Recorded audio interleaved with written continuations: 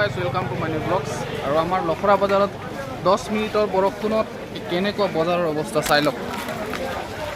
পুৰা পানী পানী, এইফালে ভাঙা চাঙা দিছিলে না।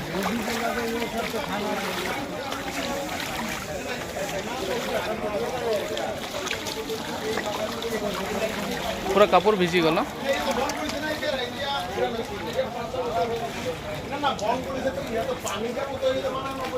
দাদা কি বজাৰ বন্ধ?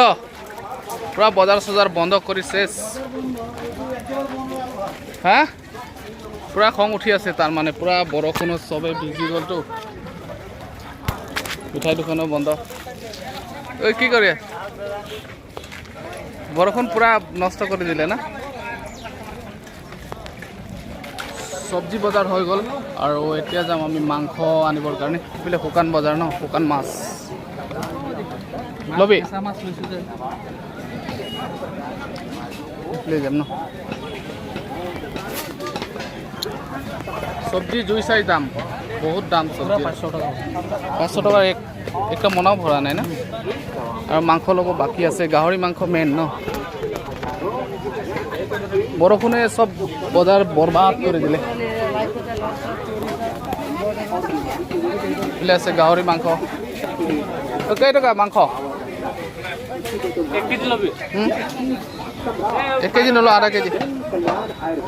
ফাইনেলি গাহৰি মাংস লোৱা হৈ গ'ল আৰু বজাৰ শেষ পুৰা পুৰা পেষ্ট কৰি। না না বাদাম চাদাম ল'বা নেকি? হা মই নলওঁ নেকি।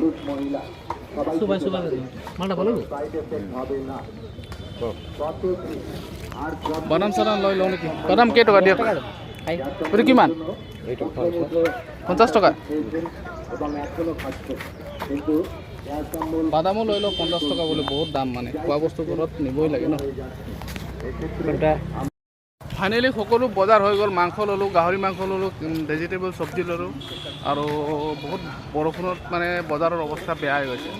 আৰু আপোনালোকে যদি মোৰ চেনেলটো ছাবস্ক্ৰাইব কৰা নাই, ছাবস্ক্ৰাইব কৰি দিব। লাইক কমেণ্ট শ্বেয়াৰটো কৰিবলৈ নাপাহৰিব।